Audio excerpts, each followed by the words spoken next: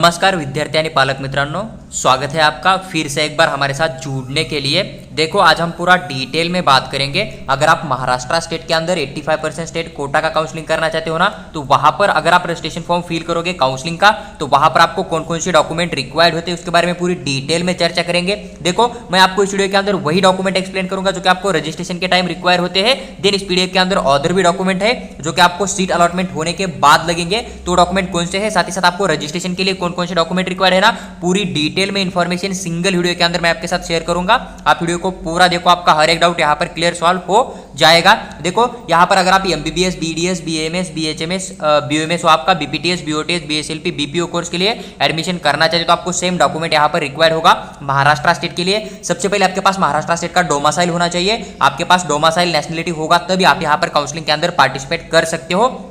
उसके बाद देखो यहाँ पर आपका एसएससी का मार्कशीट होना चाहिए, एसएससी का पासिंग सर्टिफिकेट पर होना चाहिए, यानी कि आपका 10वीं जो है ना महाराष्ट्र स्टेट से हुआ होना चाहिए, तभी आप यहाँ पर एडमिशन के लिए एलिजिबल हो जाते हो। इस बात का भी आपको थोड़ा सा ध्यान रखना है। देन उसके बाद देखो यहाँ पर आपको 12वीं कक्षा का मार्कशीट होना चाहिए, 12वीं का पासिंग सर्टिफिकेट भी होना चाहिए। At the time of registration आपके पास एक भी होगा तो भी चलेगा, कोई प्रॉब्लम यहाँ पर नहीं आ जाएगा, लेकिन डेट ऑफ बर्थ वाला मार्कशीट आपके पास होना चाहिए। 10वीं वाला आपको वहां पर अपलोड करना होता है, इस बात का भी ध्यान रखना है। उसके बाद देखो देन अगर आप थोड़ा नीचे देखोगे तो आपको यहाँ पर एडमिट कार्ड रिक्वायर्ड होगा जो कि नीट यूजी 2024 का एडमिट कार्ड लगेगा। देन उसके बाद नीट का मार्कशीट भी आपके पास होना चाहिए जो कि लेटेस्ट अभी अपलोड हो जाएगा ना, तो वो वाला मार्कशीट सबसे लास्ट में जो अपलोड हो जाएगा ना, वही वाला मार्कशीट आपके पास होना चाहिए। इस बात का आपको ध्यान रखना है। देखो ये वाला जो ऑनलाइन एप्लीकेशन फॉर्म प्रिंट है ना, जो कि आपने फॉर्म फिल किया था एनटीए के ऑफिशियल वेबसाइट के ऊपर जाके, तो उसका प्रिंट आउट होगा तो आप पास में रख लीजिएगा। वो आपको at the time of registration काम नहीं आएगा, लेकिन जब अलॉटमेंट हो जाएगा तब आ जाएगा। और यहां पर जो सीईटी सेल का मेंशन किया है ना, जब आप राउंड 1 के अंदर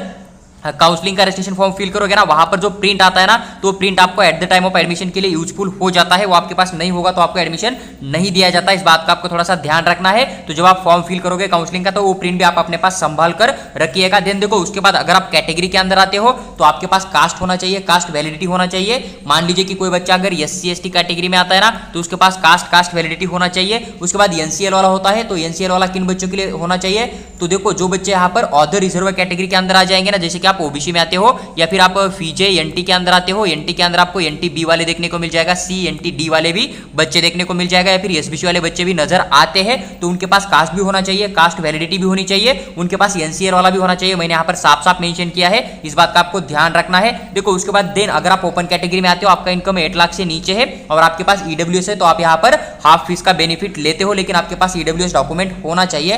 देन उसके बाद आपको सबसे इंपॉर्टेंट जो कि आपका लिविंग सर्टिफिकेट होता है ना, ये वाला भी होना चाहिए। अगर किसी बच्चे के पास नेशनलिटी नहीं है, जस्ट डोमासाइल है, तो आप यहाँ पर टीसी या फिर जो लिविंग सर्टिफिकेट होता है ना, उसे आप नेशनलिटी के तौर पे यूज कर सकते हो। देन देखो आपके पास मेडिकल फिटनेस होना चाहिए। मेडिकल फिटनेस आपका जब ब्राउचर आ जाएगा ना ऑल इंडिया काउंसलिंग का, तो उसके अंदर एक फॉर्मेट होगा, या फिर जो भी स्टेट का सीईटी सेल का ब्राउचर आ जाएगा ना महाराष्ट्र स्टेट का, तो उसके अंदर भी फॉर्मेट होता है ना, तो उसी एच के फॉर्मेट में आपको बनाना है। और जब ब्राउचर रिलीज हो जाएगा उसके बाद बनाओगे, तो उसके बाद का डेट आ जाएगा, तो थोड़ा आपके लिए बेटर रहेगा। इस बात का भी आपको ध्यान रखना है। देन देखो कोई बच्चा है जिसने कि एजुकेशन के अंदर गैप लिया है, तो आपके पास गैप एफिडेविट होना चाहिए। सभी के लिए कंपलसरी नहीं है। मान लीजिए कि किसी बच्चे ने 2 साल पहले 12वीं पास आउट किया था, लेकिन किसी भी कोर्स में एडमिशन नहीं डाला था, तो उसको गैप एफिडेविट बनाना कंपलसरी होता है। माइग्रेशन सर्टिफिकेट भी यहाँ पर कंपलसरी नहीं है। अगर आप उस रिजर्वेशन में आते हो तो आपको यहाँ पर देना पड़ेगा। फिजिकल हैंडीकैप अगर आप आते हो तो आपको फिजिकल हैंडीकैप देना पड़ेगा, लेकिन आपके पास जो फिजिकल हैंडीकैप है वो कोई काम का नहीं है। अभी जब काउंसलिंग का नोटिस आ जाएगा तो सबसे पहले एक ब्राउचर रिलीज हो जाएगा ऑल इंडिया कोटा का, उसके अंदर मेंशन होगा कि आप फिजिकल हैंडीकैप को बनाने के लिए कुछ दिन का टाइम दिया जाएगा, 1 से लेकर 6 दिन का आपको टाइम दिया जाएगा। और जब आपका फिजिकल हैंडीकैप का डेट कंप्लीट हो जाएगा, उसके बाद ही आपका रजिस्ट्रेशन स्टार्ट हो जाएगा। यानी कि काउंसलिंग में सबसे पहले जो है फिजिकल हैंडीकैप बनाने का नोटिस ही आ जाता है। वो अगर नोटिस आ जाएगा तो आप पकड़ के चलेगा कि उस दिन आपका काउंसलिंग स्टार्ट हो गया। फिजिकल हैंडीकैप बनाने के लिए आपको 1 से लेकर 6 दिन के बीच में टाइम दिया जाएगा। कुछ कॉलेज के या फिर हॉस्पिटल के नाम दिए जाएंगे, वहां पर आपको जाके जो है अपना फिजिकल हैंडीकैप जो है बनाना पड़ेगा। वहां का फिजिकल हैंडीकैप ही आपका यूजफुल हो जाएगा MBBS, BMS, BHMS admission process के लिए। इस बात का आपको ध्यान रखना है। देन उसके बाद डिफेंस 1, डिफेंस 2 का अगर आपके पास रिजर्वेशन है तो उसको भी आपको यहाँ पर अपलोड करना होता है at the time of registration. इस बात का ध्यान रखना है। उसके बाद देखो पेरेंट डोमासाइल होता है ना, डिफेंस 1, डिफेंस 2, तो ये भी आपको वहां पर अपलोड करना होता है। इस बात का आपको ध्यान रखना है।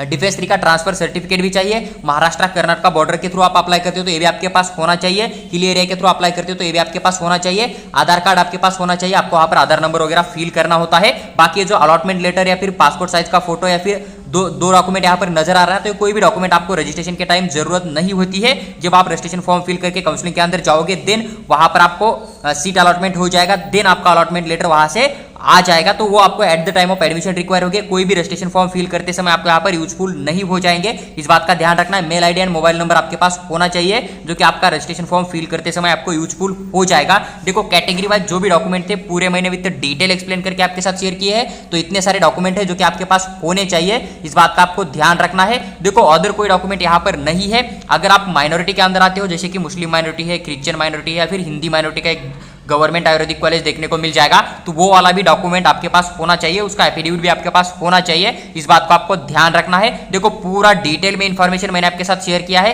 अगर आप महाराष्ट्र स्टेट का पेड काउंसलिंग ज्वाइन करना चाहते हो हमारे साथ, तो आप हमें व्हाट्सएप के ऊपर मैसेज कर दीजिएगा, हम आपको पेड काउंसलिंग के बारे में पूरी डिटेल में जानकारी शेयर करेंगे। साथ ही साथ आप ऑल ओवर इंडिया के अंदर किसी भी स्टेट के अंदर एडमिशन करना चाहते हो, आपको उसकी इन्फॉर्मेशन चाहिए, फिर हमारे साथ कॉल के ऊपर बात करके अपना हर एक डाउट 2024 का एडमिशन प्रोसेस क्लोज होने तक सॉल्व करना चाहते हो, तो हमारे एक 500 रुपीज चार्ज है, उसके अंदर हम आपको हर एक अपडेट पर्सनली शेयर करेंगे। साथ ही साथ आपका कॉल आंसर करके 24 आवर आपको पूरा का पूरा गाइड करेंगे। अगर आपको जरूरत होगी तो आप पेमेंट करके व्हाट्सएप के ऊपर स्क्रीनशॉट डाल दीजिएगा, वहां पर हम आपको अपना पर्सनल नंबर शेयर करेंगे और आपका पूरा एडमिशन प्रोसेस होने तक आपको एकदम परफेक्टली गाइड करेंगे।